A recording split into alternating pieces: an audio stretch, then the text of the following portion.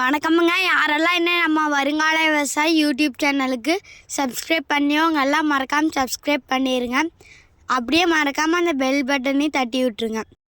பள்ளிக்கூடம் லீவ் விட்டாச்சுங்க, அதனால ஆத்தாலும் நானுமே தோட்டத்துக்கு வந்துட்டோமுங்க. அப்பப்போ மட்டையெல்லாம் வெட்டி போட்டோம்னா காடும் சுத்தமாக இருக்குங்க, பதவலும் ஆகாதுங்க. மட்டையெல்லாம் வேஸ்ட் பண்ணக்கூடாதுன்ட்டு நான் ஆத்தா கிட்ட கட்டித்தார கூட்டுறதுக்கு வேறு சீமார் இல்லைன்னு சொன்னேனுங்க. ஆத்தா வந்து சரி இரு சாமி நான் மட்டையை எடுத்துகிட்டு வரேன்னு சொல்லிச்சுங்க. ஆத்தா மட்டையை வச்சு என்ன பண்ணுன்னு பார்த்தா ஆத்தா வந்து மட்டையை வச்சு சீமார் உரிச்சிட்டுக்குதுங்க.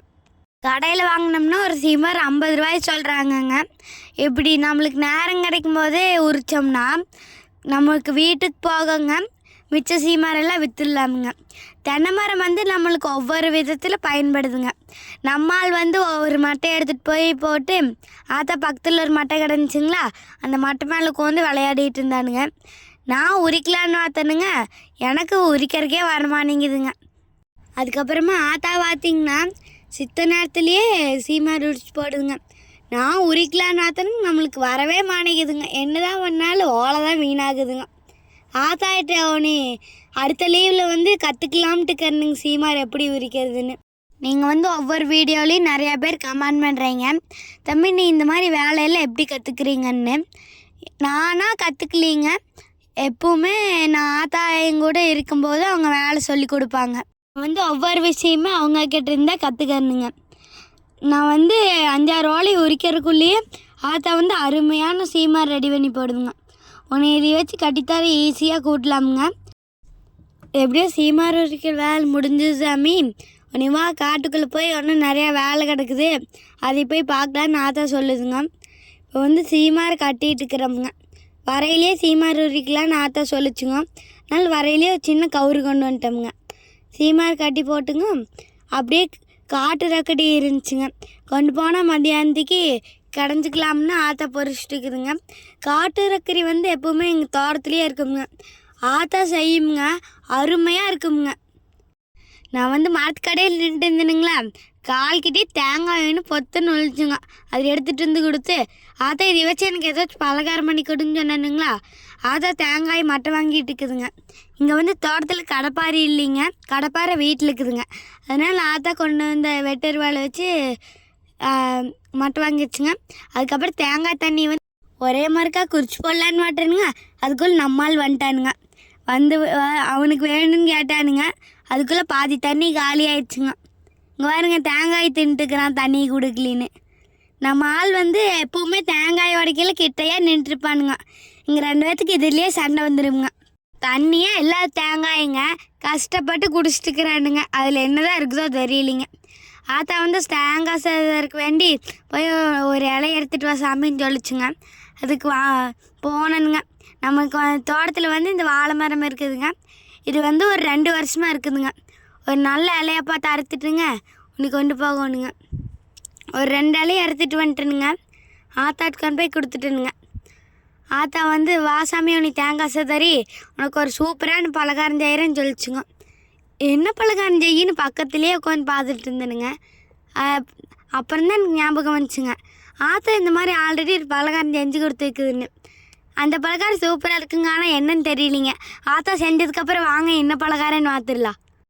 பலகாரம் சாப்பிட்றமோ இல்லையோங்க, ஆனால் நாங்கள் 2 பேரும் சேர்ந்து தேங்காயை ஒரு மூடி செதறக்குள்ளேயே சாப்பிட்டு போட்டோமுங்க. ஆளுக்கு ஒவ்வொரு வாய் தேங்காய் சாப்பிட்டே நம்மளால் எப்போ தண்ணி கேட்பானுங்க. அதனால் அவனே போய் வண்டிக்கிட்ட இருந்த வாட்டர் கேன் எடுத்துகிட்டு வந்து வச்சுட்டானுங்க. எனக்கு தேங்காய் சூப்பராக இருக்குதுங்களாம்மா, ஒன்றும் கேட்டே இருப்பானுங்க தேங்காய்னா. ஏன்னா எனக்கு தேங்காய்னா ரொம்ப பிடிக்குங்க. ஆத்தா செதறி முடிச்சிருச்சுங்க. நீ மூடி கொண்டு போய் போட்டு வர சொல்லுதுங்க. மூடி போட்டு வந்தாச்சுங்க. உன்னை அடுப்பில் விறகு வச்சுட்டுக்குதுங்க. நம்ம தோட்டத்துலேயே வந்து எப்போவுமே இந்த அடுப்பு இருக்குமுங்க. அதுக்கப்புறம் வடக்கல் சட்டி எல்லாமே இருக்குமுங்க. இதுக்குள்ளே அடுப்பத்தை வச்சு வேலையை ஆரம்பிச்சிட்டோமுங்க. விறகுக்கு இங்கே பஞ்சமே இல்லைங்க. நம்ம தோட்டத்தில் தென்னை மரம் இருக்கிறங்காட்டிங்க பாலை எல்லாமே இருக்குமுங்க. முதல்ல ஆத்தா கரும்பு சர்க்கரை கொட்டி பாவுட்டு வர வரைக்கும் கிளறோன்னு ஆத்தா சொன்னாப்பிள்ளைங்க. நாங்கள் எதுக்குமே வந்து வெள்ளை சக்கரை யூஸ் பண்ணுறது இல்லைங்க, எல்லாத்துக்குமே கரும்பு சக்கரை மட்டும்தாங்க. கரும்பு சர்க்கரையில் வந்து என்ன எங்கள் ஆத்தா செஞ்சு கொடுத்தாலும் எனக்கு ரொம்ப பிடிக்குங்க. ஏன்னா ஆத்தா சூப்பராக செய்வாப்பிள்ளைங்க பலகாரமெல்லாம். நல்லா பாவுட்டு வந்தோன்னேங்க நம்ம சிதறி வச்சுருக்கிற தேங்காய் எடுத்து உள்ளே கொட்டிடலாமுங்க. கொட்டி கொஞ்சம் நேரம் கிளறணுங்க. அடி பிடிக்காதுங்க. அப்போத்த கிளறிட்டே இருக்கணுங்க. தீயை வந்து அளவாக எரிச்சிக்கலாமுங்க. கரும்பு சர்க்கரையில் வந்து தேங்காய் நல்லா வெந்து வர வரைக்கும் கிளறிட்டே இருக்கணுங்க. இப்போ வந்து நம்ம கிளறிட்டு இருந்தது வந்து இறக்குற பதத்துக்கு வந்துருச்சுங்க. அதுக்குள்ளே நான் வந்து ஒரு தட்டத்தில் நெய்யை தொடச்சி வச்சுட்டுக்கணுங்க.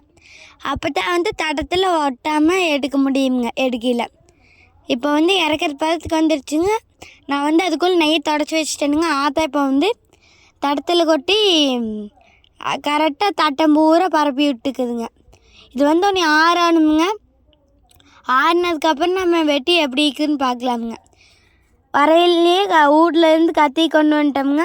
அது இப்போ வந்து ஆத்தா பீஸ் போட்டுக்குதுங்க. எப்படி வருதுன்னு பார்க்கலாம் வாங்க. இந்த பலகாரம் வந்து எனக்கு ரொம்ப பிடிக்குங்க. ஒரு தட்டம் எடுத்தாச்சுங்க. இப்போ ஆத்தா வந்து ஒரு 2-3 பீஸ் எடுத்து வச்சுட்டுக்குதுங்க. இது வந்து ஆத்தா வந்து இது கரும்பு சர்க்கரை தேங்காய் பருப்பின்னு சொல்லிச்சுங்க. தேங்காய் பருப்பு ருசி வந்து அவ்வளோ அருமையாக இருந்துச்சுங்க. நீங்களும் வீட்டில் செஞ்சு பார்த்துட்டு எப்படி இருக்குதுன்னு சொல்லுங்கள். 2 பொருள் போதுங்க.